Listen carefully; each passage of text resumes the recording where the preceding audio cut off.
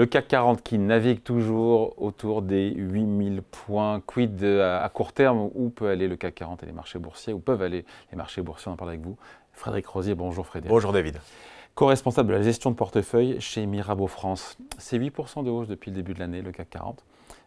Certains vont dire que l'année est déjà faite. Et c'est vrai qu'on se dit, mais qui aurait pu imaginer qu'au 10 février, lundi 10 février, qui aurait pu imaginer il y a 3 mois, ou il y a 2 mois, ou il y a 1 mois et quelques, qu'on en serait là? Alors on pouvait imaginer qu'on puisse monter. Regarde la mauvaise année qu'on a eue l'année dernière. Je me rappelle d'ailleurs que vous étiez là en début d'année. J'étais très positif. Et je me rappelle que je me suis dit, oh là, il délire, là, il y a trop bu. Non, j'avais même dit qu'on allait toucher les plus hauts. Et on va retourner au plus haut, effectivement. Donc il y a quelques points encore à aller chercher. Alors, il y a un phénomène tout simple, hein, c'est personne n'avait de l'Europe.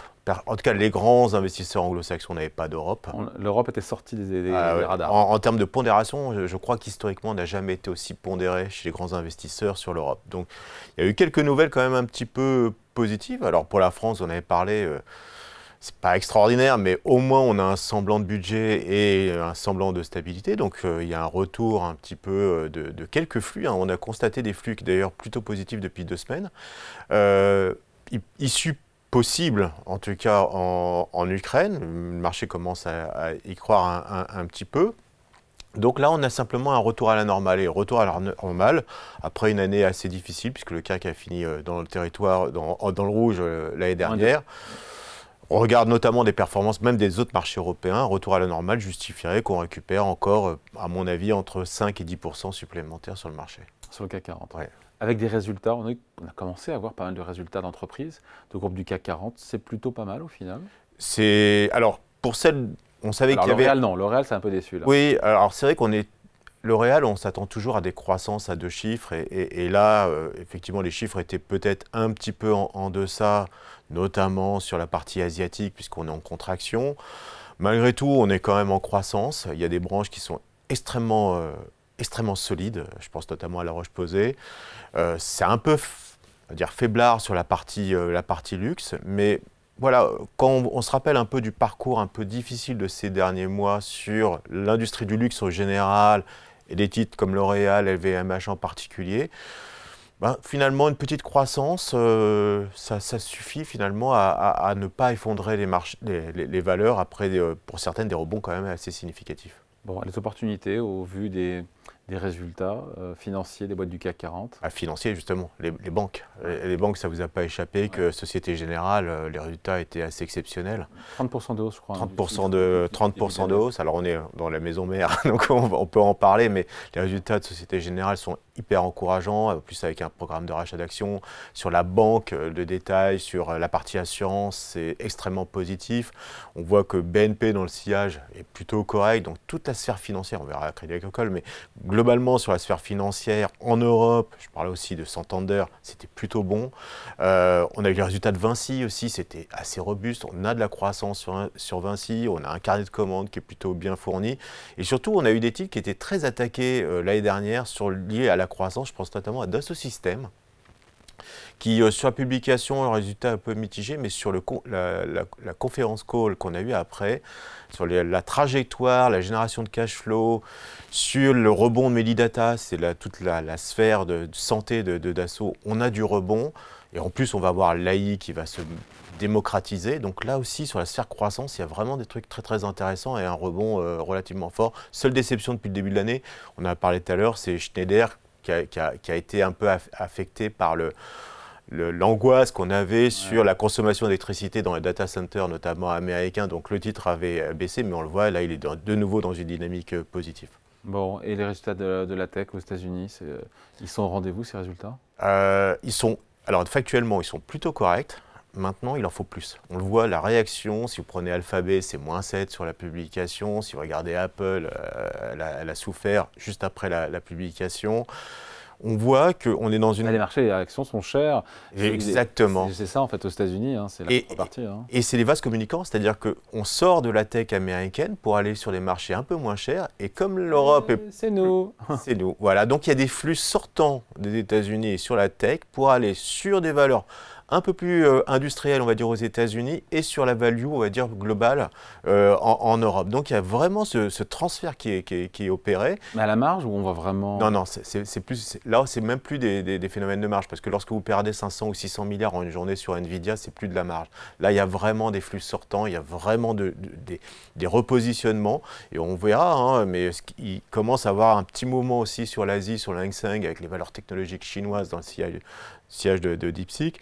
Donc on voit qu'on était parti quand même de manière assez forte sur les marchés américains depuis maintenant 2 ans, quasiment, et que le call Trump, finalement, il se transfère un petit peu vers quasiment un call européen, ce qui était plutôt contre-intuitif, et on voit de nouveau des marchés européens bien orientés. Donc il y a du potentiel, un retour à la normale, je répète, hein, c'est peut-être 5 à 10%, même avec une trajectoire des bénéfices qui serait…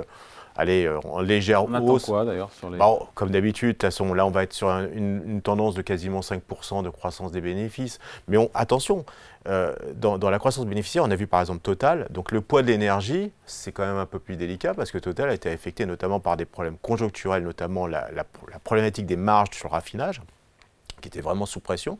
Donc globalement, hors énergie, on va avoir une dynamique plutôt positive. Mais avec l'énergie, c'est vrai que ça risque d'être un petit peu plus embêtant. Ouais, est-ce que malgré tout, il n'y a pas cette épée de Damoclès sur les marchés boursiers européens et sur le CAC 40 du moment, peut-être cette semaine, où Donald Trump va actionner. Alors déjà, il a parlé de 25% sur les droits de douane, surtout les imports d'acier. Ouais. Et plus au-delà, ça touche les Européens, mais pas que. Ouais. Mais le jour où il va nous mettre des droits de douane sur nous, Européens, est-ce que les marchés boursiers, est-ce que le CAC 40 ne va pas se mettre un petit chiffre, les imports dans la balance globale des imports US, la France, ça représente 1,6. Et lorsqu'on analyse même ce qui est fait aux États-Unis… Oui, on a des gros acteurs du CAC 40. Oui, il y a beaucoup de services déjà dans la balance vers les États-Unis. Donc on n'est pas concerné. Sur le luxe, L'Oréal, on a parlé de L'Oréal, 70% de la production de L'Oréal est produite sur place. Ok, donc pas touché. Pas touché. Les entreprises du luxe, Hermès, vous avez un pricing power, donc vous pouvez remonter de 10%, c'est pas très très grave. Donc il faut… Donc même pas mal, s'il y a supposé… Ça représente… on va dire que grosso modo, sur le poids des exportations vers les États-Unis, on va être à peu près à 1/3 du poids global qui va être concerné. Et sur le tiers, on a des entreprises qui seront plutôt immunisées par rapport à ça. Donc oui, il y aura un impact, on sait sur les vins et spiritueux notamment, mais au-delà de ça… C'est sectoriel. C'est très sectoriel, vins et spiritueux, on sait qu'il y a des problématiques. Est-ce qu'il ne faut pas transférer carrément, exporter plutôt du baril plutôt que de la bouteille parce que c'est plus facile d'avoir des fûts, plutôt que d'avoir de la bouteille parce que la valeur ajoutée, vous la mettez sur place, une fois que vous embouteillez sur place, c'est des problématiques. Oui, c'est fûts, c'est pas baril. Baril, ouais, des fûts, pardon. Là, c'est quoi le rapport? Non, des fûts, donc vous exportez des fûts, donc la valeur ajoutée étant également sur la bouteille, le packaging, vous avez cette valeur ajoutée qui est faite sur place, donc il y a des problématiques peut-être de réorganisation, ce qu'on appelle de la supply chain qui va s'opérer si vous augmentez les droits de douane. Bon, ça concerne un peu moins honnêtement les Français, c'est beaucoup plus les Allemands.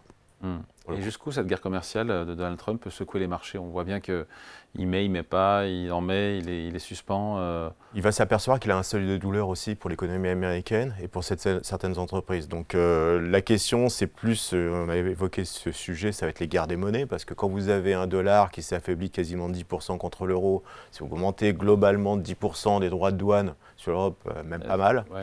Ça peut être le cas également. Pour l'instant, c'est tout bénef. On a eu la baisse de l'euro, on n'a pas les droits de douane. Exactement. Là, pour l'instant, on est très compétitif. Et d'ailleurs, on a vu sur les publications, pour l'instant, on est encore sur les dernières publications sur des effets négatifs du change euro contre dollar. Mais il est évident que le prochain trimestre, à 1,03, vous allez avoir des effets extrêmement positifs pour les entreprises qui exportent en dollars, qui vont récupérer finalement cet effet de change.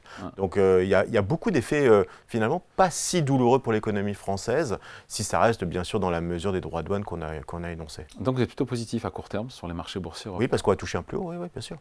Oui, pour moi, il n'y a pas trop de difficulté d'aller chercher un plus haut, c'est après. Là, pour le coup, c'est une fois qu'on a fait ça, qu'est-ce qui se passe derrière? Est-ce qu'on va se remettre dans une dynamique? Il y a des chiffres assez encourageants du côté de l'Allemagne. Donc on a l'impression que sur l'Allemagne, par exemple, on a touché une forme de plancher. On a vu ça notamment sur certains PMI. Donc si vous avez une dynamique de croissance, on va dire moins pire qu'attendu, à des effets de taux plutôt à la baisse, la BCE va être hyper accommodante a priori dans les prochains mois, vous avez une prime de risque qui justifie de revenir sur la France avec des flux ça, je vous dis, on a potentiellement encore de beaux jours devant nous sur le marché français. Allez, on en reparlera très vite quand vous viendrez nous voir. Frédéric Rosier, donc co-responsable de la gestion de portefeuille chez Mirabeau France. Merci Frédéric. Merci David. Salut.